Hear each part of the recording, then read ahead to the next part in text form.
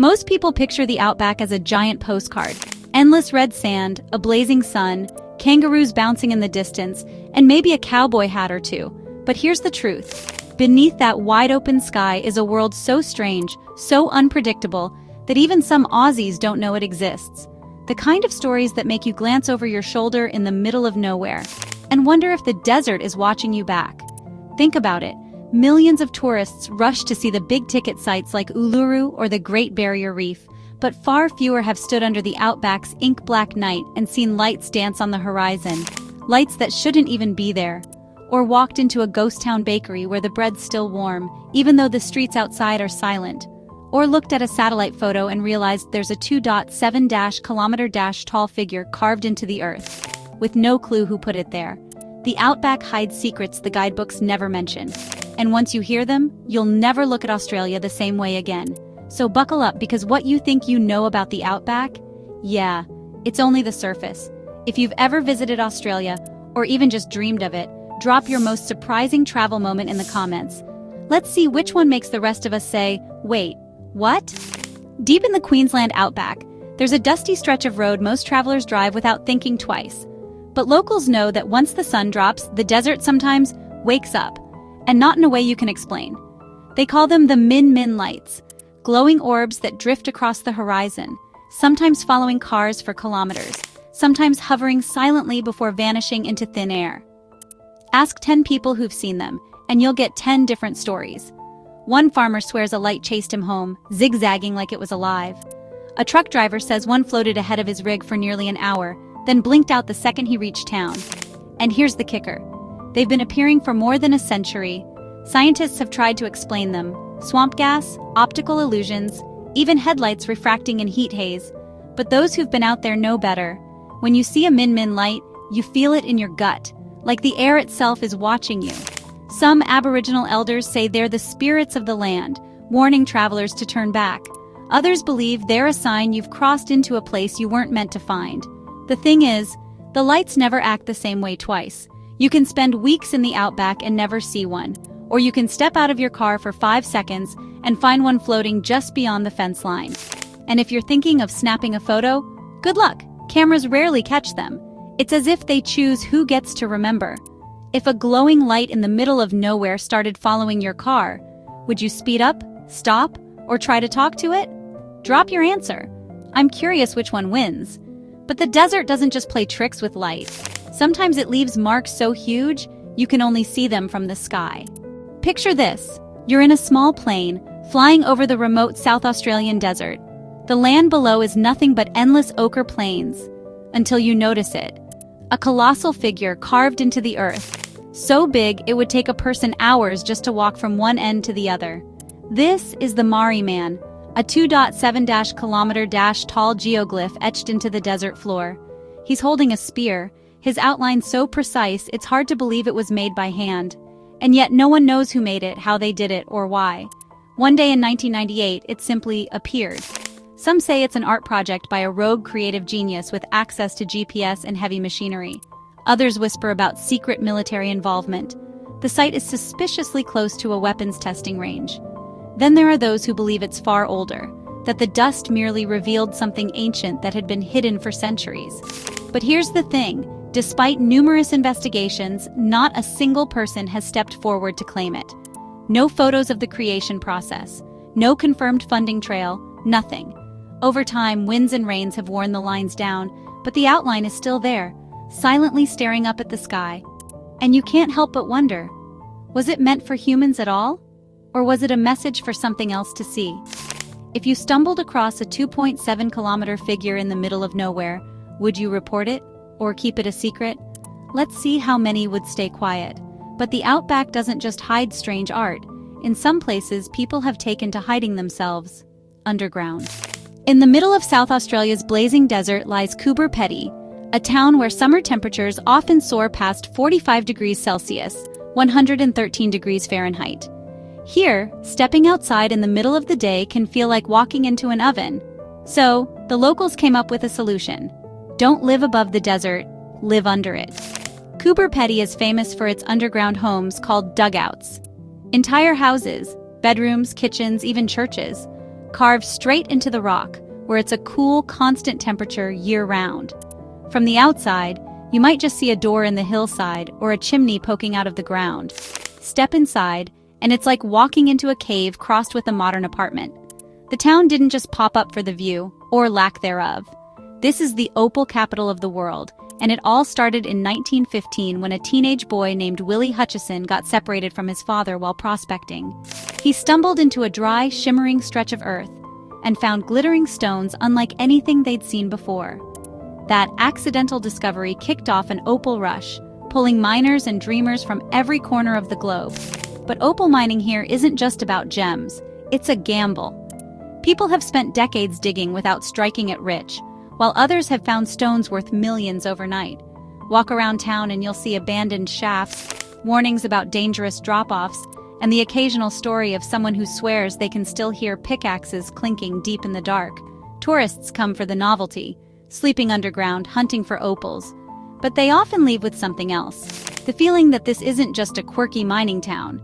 It's a place where the earth decides who gets lucky. Be honest. If you were in Coober Pedy, would you try your luck at mining, or just enjoy the air-conditioned cave life? Drop your answer. Miners versus loungers. But not every Outback oddity is hidden below the surface. Some are out in the open, so bizarre they feel like they belong on another planet.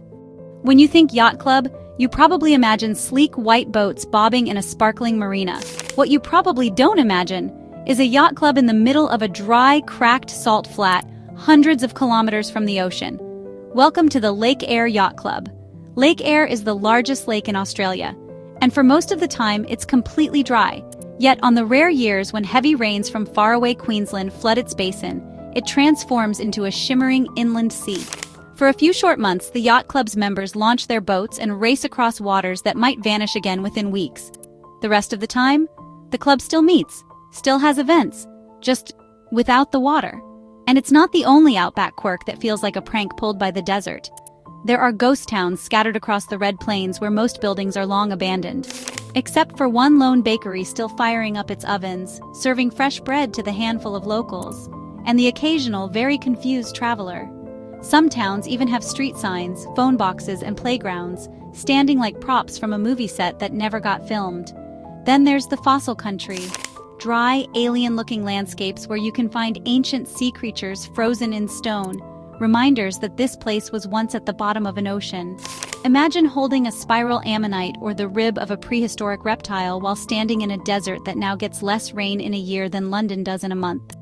It's this mix of the surreal and the stubborn, human traditions thriving in places nature seems determined to erase, that makes the Outback so unforgettable. And just when you think the quirks are charming, you run into a problem nature isn't laughing about. What's stranger to you? A yacht club without water, or a bakery in a ghost town? Let's see which one wins in the comments. Because out here, the weirdest thing isn't the places people build, it's the creatures they can't get rid of. If you've never been to the Outback, you probably imagine the big wildlife hazards are snakes, spiders, and maybe the odd crocodile. But out here, one of the biggest threats is camels. Yes, actual camels. And not the friendly tourist kind. Back in the 1800s, Australia imported thousands of camels from India and the Middle East to help explorers, traders, and builders cross the harsh desert. They were perfect for the job, strong, tough, and able to go weeks without water. But when cars and trains took over, many camels were simply released into the wild. The desert suited them perfectly, maybe a little too perfectly. Today, there are over 1 million feral camels roaming the Outback. They trample fragile ecosystems, destroy waterholes meant for native wildlife, and even break into remote towns looking for food and water during droughts. Some herds are so massive, they've blocked roads for hours. In one extreme case, authorities had to call thousands after a single town was overrun. The strangest part? These aren't scruffy, starved animals. They're strong, well-fed, and in high demand overseas. In fact, Australia now exports camels to the Middle East for racing and meat, because the wild ones here are considered healthier than many bred elsewhere. It's a bizarre twist. An animal brought in to survive the desert has ended up thriving so much, it's become a desert problem. If you suddenly saw a herd of camels blocking your road in the middle of nowhere, would you wait it out or try to scare them off? Let me know what you'd actually do. I have a feeling most people wouldn't be as brave as they think, but sometimes the Outback's dangers aren't alive at all. They're written directly into the land, in scars you can see from space. When most people picture the Outback, they think of a still, silent land where nothing much changes. But every now and then, the desert reminds everyone that it can still throw a punch. In 2023, a pilot flying over the Northern Territory noticed something strange, an 11-kilometer-long scar slashed across the earth, straight and unmistakable, like a claw mark from some giant beast. Satellite images confirmed it hadn't been there before. Locals started trading theories: a meteor strike, a mining accident, maybe even a secret weapons test. But the truth was almost stranger. It was the aftermath of a rare F2, F3 tornado. Tornadoes in the Outback are so uncommon that many people, even Australians, don't believe they happen here at all. But this one had ripped through with such force that it left a visible wound in the landscape, tearing up trees, stripping topsoil, and rearranging the desert floor like it was a sandbox. From the ground, it just looked like a path of chaos. From the air, it was a scar you could trace for miles. It's a reminder that in the Outback, the danger doesn't always creep up on you slowly. Sometimes it drops out of the sky and leaves its mark for the next traveler to find. Have you ever seen the aftermath of a natural disaster in person? Tell us what it looked like. I bet most of us haven't seen anything close to an 11-kilometer scar. And while rare tornadoes leave scars, there's something far more common in the Outback that will make you wish for a strong wind, just to get them away from your face. The Outback isn't just a wild place filled with strange lights, giant carvings, and endless red dust. It's a land where stories are written not just in books, but in the very earth and sky itself. Stories older than most civilizations. For thousands of years, Aboriginal Australians have lived in this harsh landscape, reading signs in the stars and scars on the land like a living map. Their ancient knowledge is woven into everything, from the constellations overhead to the trees scarred by ceremonies, to the songs that tell of survival and creation. Take the emu in the sky, a dark constellation formed not by stars, but by the absence of them, shaped by the Milky Way's shadows. For Aboriginal elders, this constellation signals the time when emus lay their eggs and when to hunt, marking seasons with a precision modern science is only just beginning to understand.